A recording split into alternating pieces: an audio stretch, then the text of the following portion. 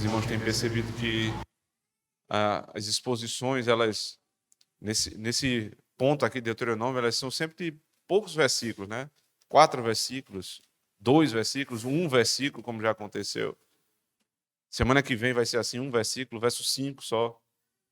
É muita doutrina, é muita informação, leis que estão sendo aqui trabalhadas pela sabedoria de Deus, e nós não podemos nos apressar para compreender bem. Então, Deuteronômio 22, nós vamos hoje do verso 1 até o verso 4. Diz a palavra do Senhor: Vendo extraviado o boi ou a ovelha de teu irmão, não te desviarás dele, restituí-lo-ás sem falta a teu irmão. E se teu irmão não estiver perto de ti, ou não o conheceres, recolhê-los-ás na tua casa, para que fiquem contigo até que teu irmão os busque, e tu lhes restituirás. Assim também farás com o seu jumento, e assim farás com as suas roupas. Assim farás também com toda coisa perdida que se perder de teu irmão, e tu a achares, não te poderás omitir. Se vires o jumento que é teu irmão, ou o seu boi caídos no caminho, não te desviarás deles, sem falta o ajudarás a levantá-los. Amém. Vamos à presença do Senhor mais uma vez, irmãos. Vamos orar. Ó Deus, sozinhos nós não temos a menor capacidade, Senhor, de compreendermos o que esse texto pode falar para a nossa vida. São tantos anos de distância, Senhor Deus, uma cultura tão diferente da nossa. Nós temos também pressupostos estranhos à Tua palavra. E vivemos, Senhor Deus, no meio de um povo que pensa a respeito do furto, do roubo, da propriedade, de uma maneira completamente equivocada, Pai. E sem dúvidas isso também acaba entrando no nosso pensamento. E a nossa imaginação passa a ser conduzida pelo espírito da nossa época. Mas não é isso que nós queremos. Nós queremos ser conduzidos pelo Espírito do Senhor. Nós queremos reconhecer a Tua lei nas nossas vidas, para que possamos restituir aquilo que defraudamos. Para que possamos, Senhor Deus, honrar os nossos compromissos, a fim de que o Senhor, que nos deu tanto, Senhor, seja honrado também. Porque se estamos satisfeitos com o que é nosso, nós estamos então bendizendo o Senhor e reconhecendo que a porção que nos cabe é boa e nos basta. Mas se queremos o que é do outro, Senhor, se queremos aquilo que não nos foi dado, é porque certamente estamos, Senhor Deus, em crise com a Tua providência. Pelo Espírito do Senhor, auxilie-nos nessa manhã, Pai.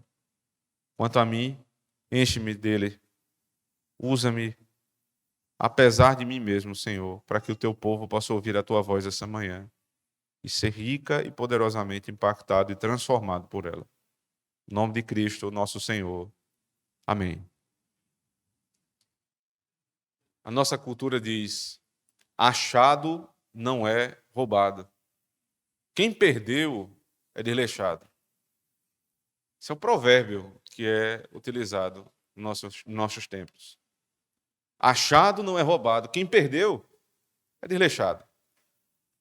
E aí, com isso, você percebe que há um espírito aqui do problema do outro, né? O problema é do outro. Se ele perdeu, é problema meu. Eu não roubei, eu achei. E problema do desleixado que perdeu. Alguém diz assim: todo dia levanta da cama o esperto e levanta da cama o tolo, o ingênuo. E todo dia o esperto precisa desse tolo para poder sobreviver. Isso é a cultura que se avizinha aos nossos ouvidos. Isso é a forma como nós somos introduzidos no campo profissional, no campo da igreja. O problema é do outro. A questão não é minha, é do outro. Nós não fomos ensinados, irmãos, em primeiro lugar, a ter preocupação com o outro. A teologia do pacto, que tem sido revista na igreja, é verdade isso, ela ressurgiu, ela voltou a ser pauta da igreja reformada, e é a espinha dorsal da reforma, como nós já vimos aqui em uma das conferências. O pessoal acha que a espinha dorsal da reforma é justificação pela fé, talvez alguém pense, soberania de Deus, eleição, predestinação. Não, não é. Porque todas essas coisas dependem da doutrina do pacto. E a doutrina do pacto, que diz que nós estamos ou em Adão ou em Cristo, e que quem está em Cristo está pactuado a Ele, e, consequentemente, tudo que acontece com Ele acontece comigo. Por isso que nós dizemos, se Ele viveu a minha vida, Ele morreu a minha morte, Ele ressuscitou a minha ressurreição, Ele está glorificado e eu estou glorificado nele. Isso é verdade. Mas não é toda a verdade. Porque toda a verdade é que tudo isso que nós acabamos de ouvir aqui se cumpriu em nós mesmos por meio de Cristo, mas que isso nos leva a implicações nessa terra. Essa primeira parte da fala a respeito da doutrina do pacto é a parte onde me faz entender o meu relacionamento com Deus, os 4 primeiros mandamentos. Só que à medida que esses 4 primeiros mandamentos estão cumpridos em Cristo, e consequentemente em mim por Ele, aí vem a segunda tábua da lei. O amor ao próximo. Como eu me relaciono com o outro. Como eu me preocupo com aquele que está ao meu redor. E aí já não faz mais sentido esse tipo de provérbio. Achado não é roubado, quem perdeu é desleixado. Não, achado não é roubado, eu preciso procurar a pessoa que perdeu. É exatamente isso aqui que está dizendo o texto. Se eu achei o que não é meu, primeiro eu tenho que saber, não é meu. E se não é meu, é de alguém. Não existe uma coisa que ela não pertence a ninguém. Todas as coisas pertencem a alguém. E estas coisas que pertencem a alguém devem ser devolvidas. E eu devo empreender todos os esforços para que isso aconteça. Disso depende toda a segunda tábua da lei. Por exemplo, quando fala honra teu pai e tua mãe. É o outro. Ainda que seja teu pai e tua mãe, não é mais você, é o outro. É a autoridade do magistrado civil. É o pastor da igreja, os presbíteros, os diáconos da igreja. Eu preciso honrar a autoridade que eles têm. Mas como eu aprendo a honrar essa autoridade? Quando eu me lembro do primeiro mandamento, que diz, não terás outros deuses diante de mim. Porque existe uma autoridade suprema, da qual todas as outras dependem, então eu sou levado a me conduzir em submissão às autoridades desse mundo. Então, o 5º mandamento tem ligação com o primeiro mandamento. Aí o 6º mandamento diz, não matarás. Por que eu não devo matar? Porque eu preciso adorar esse Deus. Porque foi Deus que me deu a vida. Eu sou o Senhor, Deus Todo-Poderoso. Aí ele diz, que vos tirei da terra do Egito, da casa da servidão. Como é que isso é lido? Vocês estavam mortos e eu vos dei vida. Então a vida que vocês têm não é de vocês, é minha. Então vocês não podem tirar a vida de vocês, mas não é só de vocês. O mandamento fala da minha vida, da vida do meu próximo. Aí vem o 7º mandamento. Não adulterarás. Eu não devo adulterar, não é só para não passar uma vergonha na igreja. Não é só para não fazer mal à minha esposa. Não, não é só isso. É porque existe o casamento por excelência. O casamento por excelência é o casamento entre Cristo e a igreja. E Cristo não é infiel. Então eu, como marido, não posso ser infiel. Eu devo ser fiel ao pacto que eu fiz com minha esposa, não por conta dela simplesmente, mas por conta do Deus com quem eu me pactuei primeiro. No dia que eu me casei, quando eu sou um crente, eu vou diante da igreja e do Estado, os ministros de Deus, para dizer: eu estou pactuado a esta mulher, e vou ser fiel, e vou cuidá-la, e vou protegê-la, e vou honrá-la, e vou providenciar tudo para a vida dela. Então, por isso, porque primeiro eu estou pactuado no casamento, o casamento por excelência. E aí, quando eu chegar agora no 8º mandamento, que diz: não furtarás, então não vou usar o mandamento só a meu favor. Quando alguém rouba algo de mim, então eu estou preocupado com os meus bens. Não, eu estou preocupado com os meus bens, eu estou preocupado com o bem do outro. Por que isso? Onde é que isso aqui se encaixa no Evangelho? Porque Cristo, ele tinha absolutamente tudo. E ele não tinha nada a ver com o problema do meu pecado. Mas na reunião da Trindade, na eternidade, ele ouviu do Pai a missão que lhe foi dada. E ele disse: eu vou salvar este povo, e vou chamar de meu povo, e vou me casar com eles, e tudo que eu tenho será deles.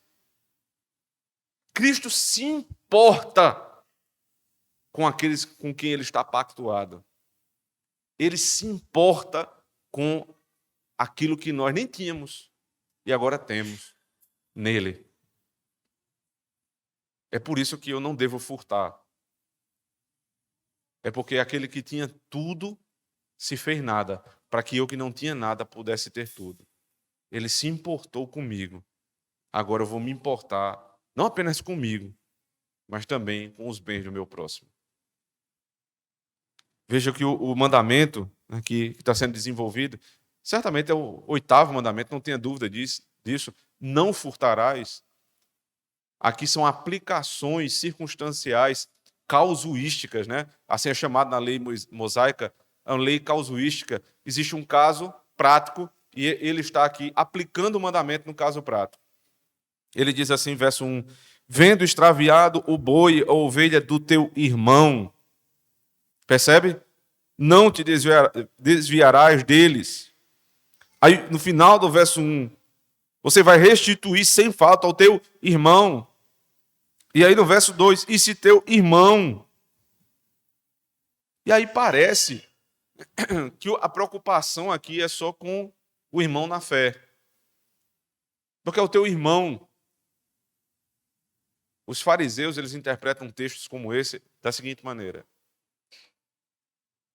se o boi ou a ovelha do teu irmão, ou seja, do israelita, estiver caído, você deve ajudar. Mas se for de um estrangeiro, não. Vamos tentar checar essa informação, se essa é a forma correta de se interpretar esse texto. Existe um texto correlato a esse, lá em Êxodo 23. Eu queria que vocês abrissem comigo. Nós já passamos por ele aqui na exposição. Êxodo 23, versos 4 e 5.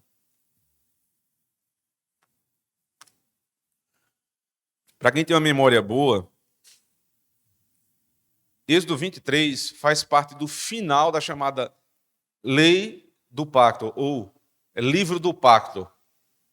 Você tem no capítulo 20 de Êxodo a lei resumida nos 10 mandamentos, e você tem a exposição dos mandamentos do capítulo 21 até o 23. E esse aqui é o capítulo final do livro da aliança, o livro do pacto. E ele está tratando exatamente disso. Aqui é na saída do Egito. Lá em Deuteronômio é na entrada da terra da promessa. Mas é exatamente a mesma lei. Tanto Deuteronômio 22 quanto Êxodo 23. E aí veja que aqui as palavras elas vão nos dar uma pista a respeito de quem é o nosso irmão, citado lá em Deuteronômio. Não admitirás falso, verso 4 e 5, perdão. Se encontrares o boi do teu inimigo, ou o seu jumento desgarrado, sem falta lhe reconduzirás. Se vires o jumento daquele que te odeia, caído debaixo da sua carga, deixarás, pois, de ajudá-lo, certamente o ajudarás a levantá-lo. É a mesma lei. Só que lá fala a respeito do irmão. E aqui fala a respeito do inimigo. E a palavra irmão, que está sendo utilizada lá em Deuteronômio 22, é a palavra que, no seu campo semântico, ela pode ser usada também até para aqueles que não são da mesma, não têm amizade com você, mas é aquele que está ao seu redor. E aí o Novo Testamento interpreta isso como próximo. Não só o Novo Testamento, mas também o Antigo Testamento, ele vai dar essa ideia. Levítico, capítulo 19, né? Para quem pensa que a ideia do amor ao próximo é uma ideia meramente neotestamentária, abra comigo Levítico 19, versos 17 e 18. Diz assim o texto: não odiarás a teu irmão no teu coração, não deixarás de repreender o teu próximo. Veja, a equivalência entre irmão e próximo. E aquele que, e por causa dele não sofrerás pecado. Não te vingarás, nem guardarás ira contra os filhos do teu povo, mas amarás o teu próximo como a ti mesmo. Eu sou o Senhor. Então, amor ao próximo não é algo que começou no Novo Testamento. Não, o amor ao próximo estava aqui no livro de Levítico. Você deve amar o teu próximo. Você deve amar a si próprio e amar o teu próximo como a ti mesmo. E é por isso que quando eu encontro o boi e a ovelha do meu inimigo pelo caminho, eu não vou passar a largo ou por largo e fazer que não vi, mas eu vou ativamente cuidar. Nosso Senhor Jesus Cristo, em Mateus capítulo 5, ele nos ensina esse princípio. Abra comigo, por favor, Mateus 5, finalzinho lá do capítulo 5. Ele diz assim, verso 43. Ouvistes que foi dito: amarás o teu inimigo e odiarás o teu inimigo. Amarás o teu próximo e odiarás o teu inimigo. Eu, porém, vos digo: amai a vossos inimigos, bendizei os que vos maldizem, fazei bem aos que vos odeiam e orai pelos que vos maltratam e vos perseguem, para que sejais filhos do vosso Pai que está nos céus. Vocês devem ter percebido que a minha versão é bem mais longa do que a de vocês, né? A maioria aqui usa revista atualizada. Eu uso também. Mas propositalmente, em algumas ocasiões, eu trago esse texto que usa outro manuscrito, o chamado majoritário, que nos dá essa riqueza maior de detalhes a respeito do que é amar o inimigo. Ele diz: amai os vossos inimigos, bendizei os que vos maldizem, fazei bem aos que vos odeiam, orai pelos que vos maltratam e vos perseguem, para que sejais filhos do vosso Pai que está nos céus. O texto não está dizendo que você não tem inimigo. Não seja ingênuo, meu irmão. Há um problema sério no meio cristão, que é a ingenuidade de dizer que todo mundo é amigo. Não, todos não são amigos. Existem pessoas que querem o teu bem, existem pessoas que querem o teu mal. Mas existem pessoas que não só querem o teu mal, elas militam pelo teu mal. E são teus inimigos. E a Bíblia não manda você chamar inimigo de amigo. A Bíblia diz que inimigo é inimigo. Agora aqui o princípio é, se meu inimigo está caído, eu não vou pisar na cabeça dele. Se ele está vencido, se ele está pedindo misericórdia, eu não vou pisar na cabeça dele. É claro, o inimigo eu trato como inimigo. Eu não vou andar abraçado com aquele que quer me acabar. Mas eu oro por ele, para que a mão de Deus pese sobre ele e ele se arrependa. Se ele precisa de um copo d'água, eu não vou dar veneno. São nesses termos, irmãos. Não sejam ingênuos. Os teus inimigos são teus inimigos. E você deve tratá-los como são. Agora, se ele já está caído, você não vai passar por cima dele. Isso é amor pelo inimigo. Amor pelo inimigo não é chegar alguém com a vida destroçada na igreja, mergulhado no pecado, e você vai abraçar e dizer, não, é assim mesmo. Pode vir, a gente vai lhe receber desse jeito mesmo. Não, é claro, você vai receber bem. Nós somos um povo hospitaleiro. Mas eu não vou abrir a minha casa para uma pessoa numa situação dessa. Não seja tolo, meu irmão. Não seja tolo. Aquela pessoa precisa dar provas de arrependimento. Agora, ela está precisando, eu vou dar o que ela precisa. O que é que ela precisa? O evangelho. Ela não precisa de tapinha nas costas, de tapinha nas costas, coisa dessa natureza. Ela precisa do evangelho. Dê à pessoa aquilo que ela precisa. É isso que o texto está dizendo. A quem? Ao teu irmão? Não. A quem precisa. É por isso que aqui também nos evangelhos, né? Quando o Senhor quer revelar o bem que nós devemos fazer ao próximo por meio de um caso prático, ele usa a história, a parábola do bom samaritano. Já percebeu isso? O bom samaritano. Passou um sacerdote, passou um levita e ninguém fez nada. Estava um homem lá caído.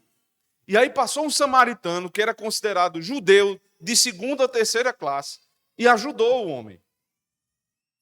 Levantou o homem. E pagou, disse, eu pagarei pelas despesas que vocês tiverem na hospedaria. Quando eu voltar, eu pago. Aí você aprende duas coisas aqui. A aplicação daquela lei de Deuteronômio 22 e Êxodo 23 não é a aplicação de ame os animais. Não. Não é a aplicação de uma ONG para os animais. Não. Ame as pessoas. Por que eu digo isso? Porque ovelha e boi eram justamente os animais que davam sustento às pessoas. Por isso a citação específica desses animais. Você tira o sustento destes animais. Então, ali não é a misericórdia para com o animal, simplesmente. É claro que você deve respeitar os animais. É claro que você tem que entender que eles são a criação de Deus. Nós devemos ensinar isso aos nossos filhos. Mas não como esses loucos de hoje, que preferem, né, um animal, eles são, como o pessoal chama, né, pai de pet, prefere ter um cachorro do que ter um filho. Isso é demoníaco. Na hora de uma necessidade, entre socorrer um homem desconhecido, eu fui colocado dentro de uma situação dessa, hipotética, claro, num curso de inglês, de determinado tempo, e perguntaram assim, tem uma pessoa desconhecida e o teu bichinho de estimação, você salvaria quem? Todos da sala salvariam o cachorro. São piores do que o cachorro. Porque quando o evangelho vai citar o caso prático, ele não bota um cachorro, ele bota um homem caído no chão. Lá, em Deuteronômio 22, não era um homem caído no chão, era um animal. Mas o animal que dava sustento ao homem. E no Evangelho, era um homem que não dava sustento a ninguém. Mas para dizer que a raça humana carrega consigo um bem que animal nenhum carrega. Nós somos a imagem e semelhança do Senhor. Nesse ponto, primeira carta aos Coríntios, capítulo 9. Abra comigo, por favor.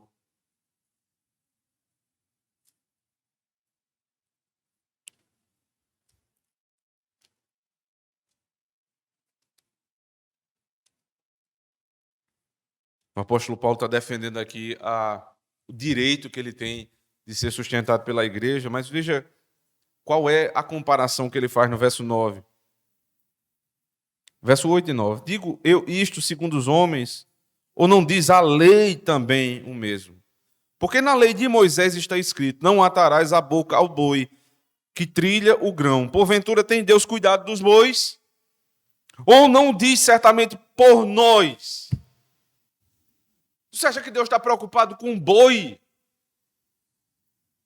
Nesses termos, não. A função do boi é dar alimento para o homem. E aqui é o segundo grande aprendizado. Os vegetarianos estão errados. É antibíblico.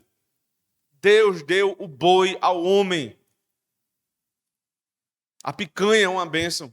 Eu sei que os irmãos sabem disso. Não precisa nem dizer, mas é bom repetir. A picanha é uma bênção. A carne é uma bênção. O porco é uma bênção. O bacon é vida, né? Alguns dizem aqui. Como é que eu vou negar isso? Deus não se importa com os bois nesse sentido. Ele se importa com o boi por conta do homem. Então eu devo me importar com o boi, com a ovelha, ou seja, com a propriedade do meu irmão,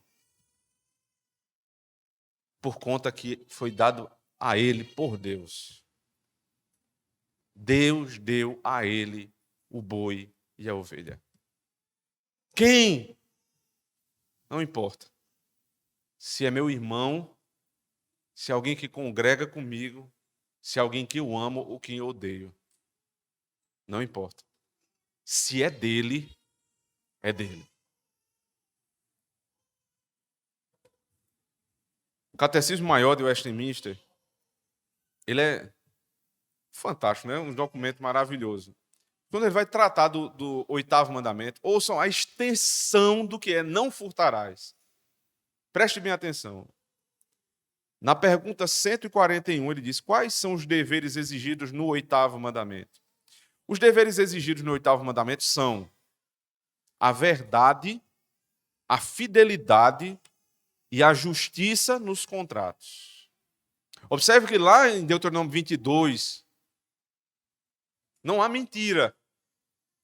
Mas o texto diz, você deve, se você não encontra, se não tem ninguém lá observando, Deus está observando. Então você não vai voltar para casa e dizer, eu não vi ninguém. Não, você vai procurar a verdade. Porque a verdade é que alguém tem aquilo.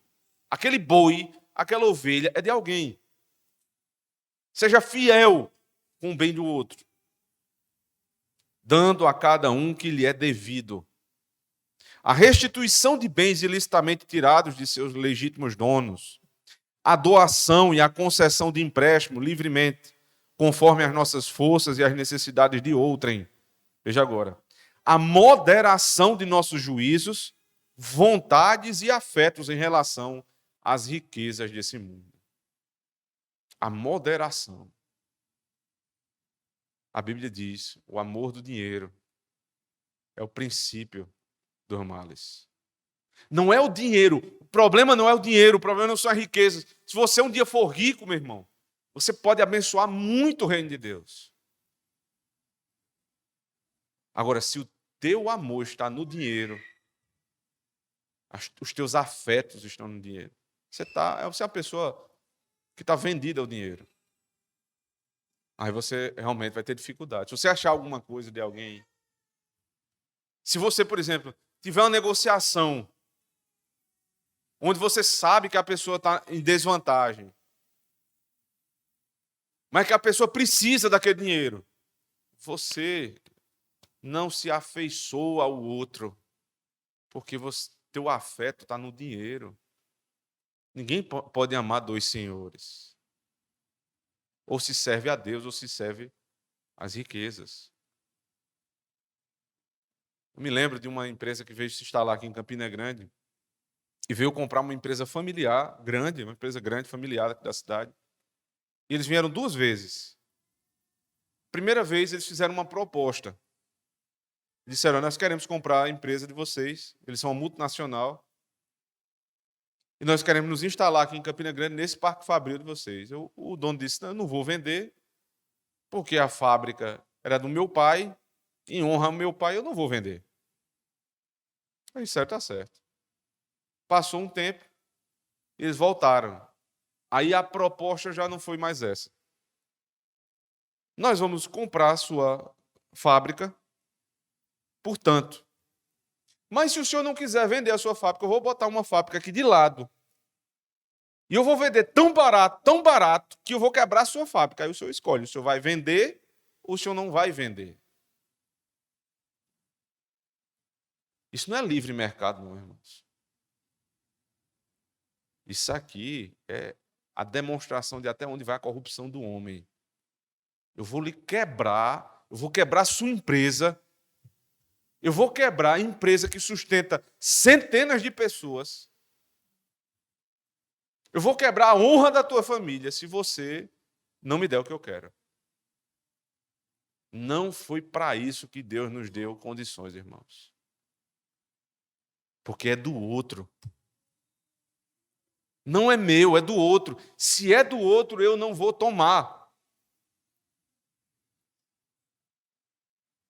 Você talvez não seja dono de uma multinacional, provavelmente. Mas você vai comprar, talvez, um imóvel. A primeira coisa que a gente pergunta é, rapaz, como é que está lá? Se ele tiver mal de vida, aí a chance de eu comprar barato é muito grande. O rapaz está com a mulher doente no hospital, vai vender a casa para pagar o tratamento. Eu vou lá e piso nele. Não foi assim que vocês aprenderam do Senhor. Como é que eu posso me privar disso? Modere as suas vontades e afetos em relação às riquezas. Eu devo ter cuidado e empenho providentes em adquirir, guardar e usar e distribuir aquelas coisas que são necessárias e convenientes para o sustento de nossa natureza. Voltando lá para Deuteronômio 22, veja como é que o texto fala.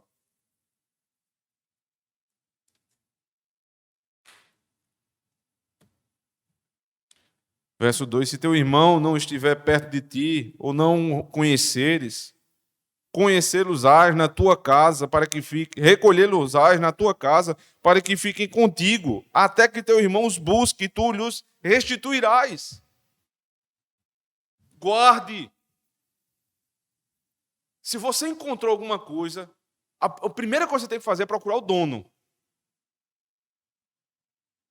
E eu queria aqui falar especialmente com as nossas crianças, com os irmãos que estão ainda começando a vida na fé. Na escola, com os amigos, vocês vão encontrar coisas que não são de vocês.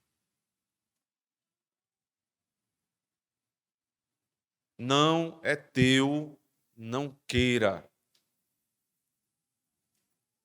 Os pais devem proibir que entre dentro da nossa casa qualquer coisa que nós não demos aos nossos filhos. Ou que não foi autorizado ser recebido por eles. Devemos proibir para que esse espírito do teu que não é meu não se espalhe. Devemos fazer isso em todas as ocasiões possíveis. Seu filho é pequeno ainda. Eu consegui uma expressão para tentar resumir isso para a Evinha. Ela vai com a gente para o supermercado, ela quer pegar tudo, né? Como criança, é assim. Aí eu digo assim: não pegue porque isso é do homem. É do homem. Ou seja, não é teu. De que homem? O guarda vai brigar comigo, é papai. Não, guarda. Você vai chamar o guarda para lhe acudir. Eu vou pegar você. Porque é do homem, não é teu. Meus pais nunca deixaram tomar nada emprestado de amigo, trazer nada emprestado para dentro de casa. E eu espero ser fiel a esse ensinamento. Não permitir que entre o que é do outro dentro da nossa casa. Porque não foi dado a mim por Deus. E aí isso não quer dizer que você não possa tomar nada emprestado, né? Claro que não. Se há consentimento, se você consentiu em dar, emprestar, não tem problema. Agora, lembre-se, como a gente diz, né? Tem 2 vezes. Vai e volta. Não pode ficar com você eternamente, se não é seu. Você tomou emprestado, você usa e devolve para o outro. E se você, de alguma maneira, preste muito bem atenção, no uso, aquilo ali se extraviou, você não conserta, não, você compra novo. Você não conserta, você compra novo e devolve a pessoa novo. Porque eu não vou defraudar o que Deus não me deu. Eu não tenho cuidado com do outro como se fosse meu, não. Eu ter mais cuidado com o que é do outro do que o que é meu. O que é meu é meu.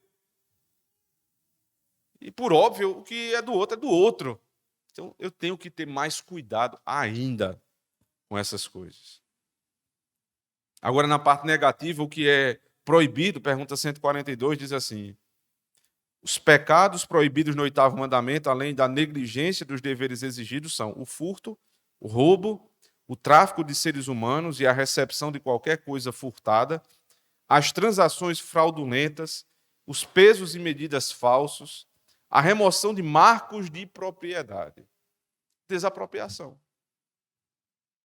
É pecado desapropriação. O Estado não tem direito.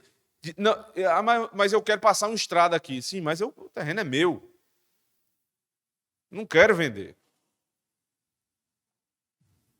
Reforma agrária. Porque um tem muito, o outro tem pouco. Aí como é que se resolve isso num país de mentalidade comunista como o nosso? Vai lá e toma dele. Ah, mas pagou, mas ele não quer vender, meu amigo. Dá para entender que ele não quer vender, é dele. É dele, ponto final. Não se mudam os marcos de propriedade. A injustiça e a infidelidade em contratos entre os homens, ou em questões de confiabilidade, a opressão, extorsão, usura, suborno. O texto é bem longo. O texto é muito longo. O que eu devo saber é: o que é do próximo é do próximo.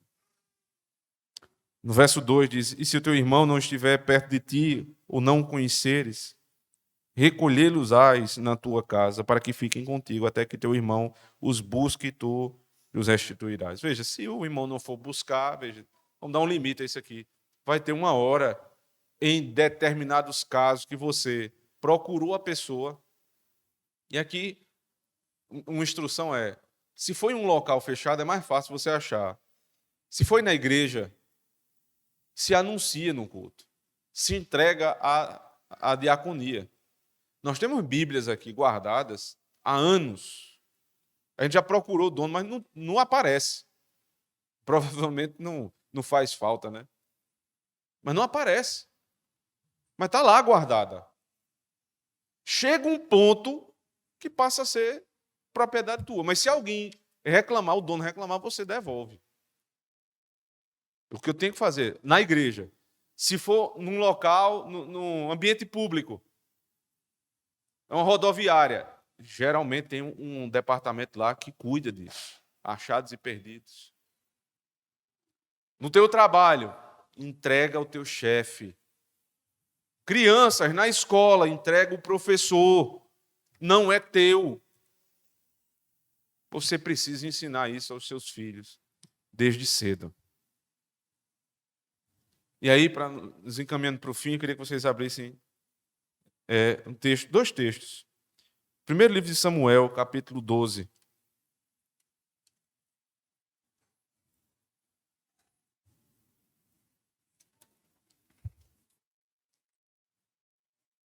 Verso 3. Final do ministério de Samuel, liderando ali o povo de Deus. Veja quais são as palavras que ele se importa em deixar registradas aqui. Com tanta coisa que ele podia dizer.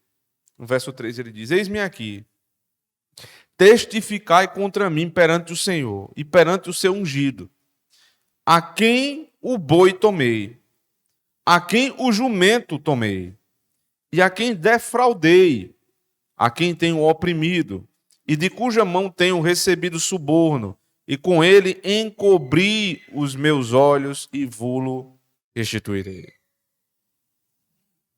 Quem, durante o tempo em que eu liderei o povo de Deus, foi defraudado? A quem eu tomei e não devolvi, apontem, eu vou restituir. Irmãos, isso é de um princípio de tanta honra. Tanta honra você dizer isso. Eu nunca defraudei ninguém. Mas e quando você defraudou? Quando você realmente pecou contra esse mandamento, o que é que você faz? Aí tem outro caso agora no Evangelho de Lucas. Abra comigo, Lucas 19.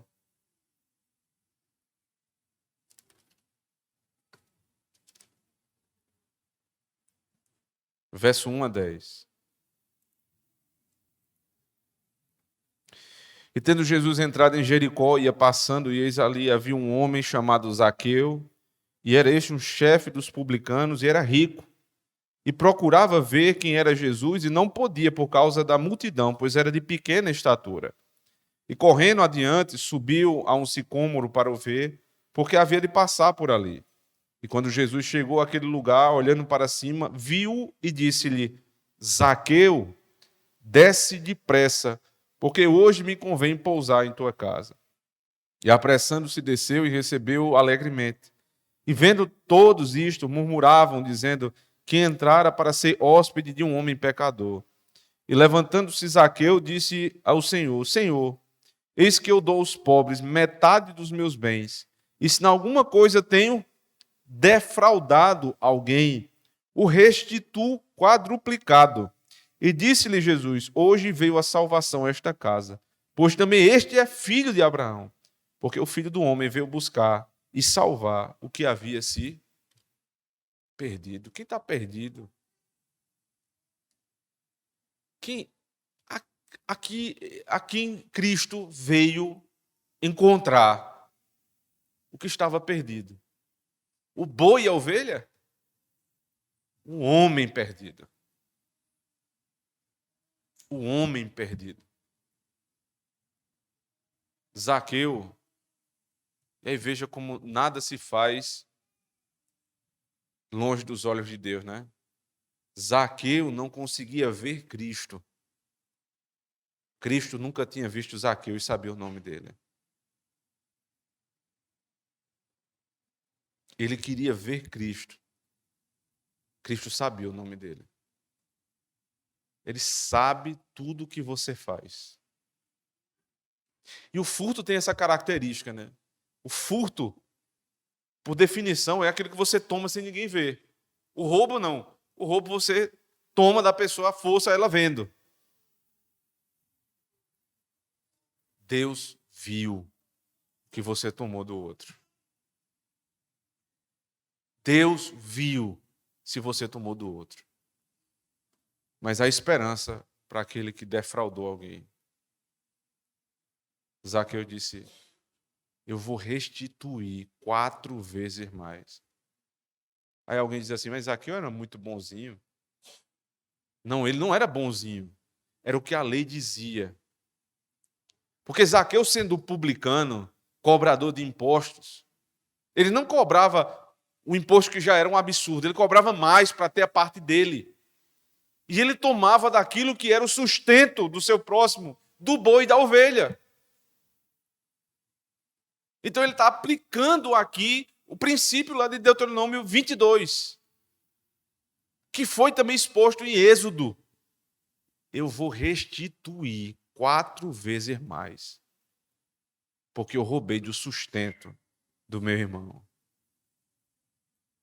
Aí Jesus disse, agora houve salvação nessa casa. Não vai haver salvação na tua casa quando você fizer o curso de conservadorismo, não. Você pode fazer. Tem muita coisa boa. Você não vai aprender princípios como este aqui nas grandes aulas de filosofia com professores ateus ou romanos. Você não precisa disso. Você aprende aqui na igreja. Você aprende na cruz do Calvário o que é restituição. O que é honra. O que é propriedade. Por que não somos comunistas? Porque odiamos Marx. Por conta disso aqui. Ele veio para salvar o perdido. Quem foi restituído na nossa salvação? Deus. Nós defraudamos Deus. E o próprio Deus, Filho, cumpriu a lei em nosso lugar para restituir a justiça do Pai. Esse é o evangelho que baseia a nossa forma de viver, de fazer negócio e de honrar o bem do meu próximo. A salvação no Senhor Jesus Cristo. Houve salvação nesta casa. Porque este também é filho de Abraão. Eu vim buscar e salvar o que havia se perdido. O Senhor não veio salvar o teu boi e o teu jumento. Nem a tua ovelha. Ele veio salvar a tua casa. Você primeiro apresenta o evangelho para os teus filhos. Para que eles aprendam que eles defraudaram Deus. E depois, como consequência, você diz, não furte. Não pegue o que não é seu. Ah, porque o guarda vai pegar. Não. Porque eu sou representante de Deus na sua casa. E Deus diz, não furtarás. Algumas lições práticas aqui no final. Mais uma vez, voltando para o espírito da nossa época, e ainda mais brasileiro, você tem a ideia do que é o bem público, né? Já ouviu falar disso, né? Não, aqui é público. Ah, então é público, então pode fazer o que quiser. Tem uma expressão nordestina que ainda é mais forte ainda. Quando alguém está usando algo de maneira má, né? Tá usando inadequadamente, a gente diz assim, meu amigo, é da prefeitura? A gente diz isso. É da prefeitura? Aí quer dizer que se for da prefeitura, pode. Não existe bem público. O bem é de alguém. Esse ente público, impessoal, é que dá essa aparente, né, esse vácuo de propriedade. Mas aquilo é do povo. Tem parte do teu dinheiro ali, tem parte do meu próximo, então eu não vou defraudar porque é público. Não. Existe um dono. Por isso que pichação é pecado. É por isso que quando você está numa repartição pública, você suja a repartição, você trata de todo jeito. É pecado. Os carros da prefeitura, né, as viaturas de polícia, se usa de toda forma. Por quê? Porque é público. Não, tem dono. E eu devo guardar o que tem dono. O segundo exemplo do nosso pecado, muito comum nesse sentido, é quando a gente tem algum bem alugado. Você pega um carro alugado, mas dá uma vontade de correr, de passar numa lombada. O que é isso? Ah, mas é alugado. Sim, mas é alugado, mas tem dono, meu amigo. Tem dono. Não é porque é alugado que você vai quebrar, não. Ah, mas a empresa é rica. Sim, mas ele é rico do trabalho dele. E é dele, não é teu. Você aluga uma casa e você não trata. Tem gente que não quer mais ter imóvel de aluguel porque diz, rapaz, eu não vou alugar porque me entregam só o cacareco. As paredes todas arranhadas, tudo sujo, tudo quebrado. Eu aluguei, uma única vez que eu tive uma casa para alugar, quando eu estava no seminário, quando a gente voltou, estavam as contas de luz lá, não foram pagas, o sujeito foi embora, não atendeu o meu telefone e pronto. Porque é alugado, porque não é meu, é do outro. Os crentes não podem agir assim. Você não pode agir assim. Você alugou uma casa, você cuida como fosse sua. Você vai sair da casa alugada, você pinta. Você não pode pintar, então você negocia com o rapaz lá. Olha, eu defraudei sua casa. Como é que eu posso aqui restituir o senhor? Você foi no estacionamento, num supermercado, num shopping, em algum lugar, encostou no carro do outro. Aí o cara diz assim: graças a Deus ninguém viu. Ele vai embora, porque ninguém viu. Então, não, você bateu no carro do outro, ou você espera até o outro chegar, ou você pega um bilhetinho e deixa lá, seu telefone, meu contato é tal, bati no seu carro. Pode ligar para mim que eu vou ajeitar. Isso é coisa de homem. Isso é coisa de crente. Nem os homens fazem mais isso. E os crentes estão indo no mesmo sentido.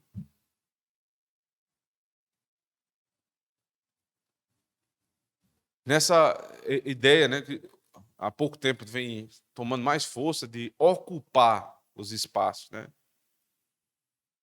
Cuidado, você que está indo para a universidade, você vai escutar muito isso lá dentro. Que está desocupado, então nós vamos ocupar. Que o que está desocupado tem que cumprir uma função social que está na Constituição.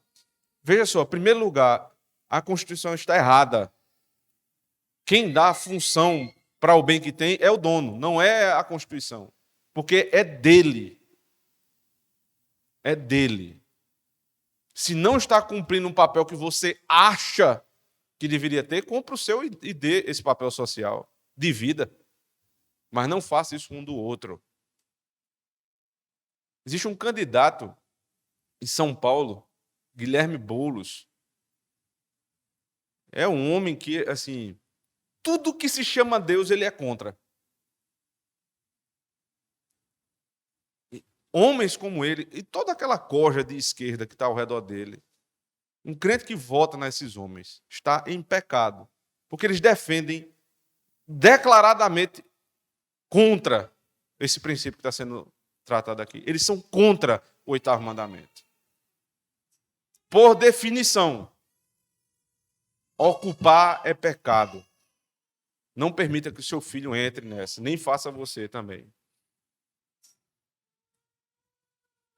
Por fim, nós devemos ensinar a nossa casa a querer apenas o que é nosso. E não somente isso, guardar o que é do outro. Guardar o bem do outro. Com isso, irmãos, você não vai ser o santarrão, não. Você não é um grande puritano do século XXI, não. Você está fazendo um mínimo da fé, que é estar satisfeito com o que Deus me deu.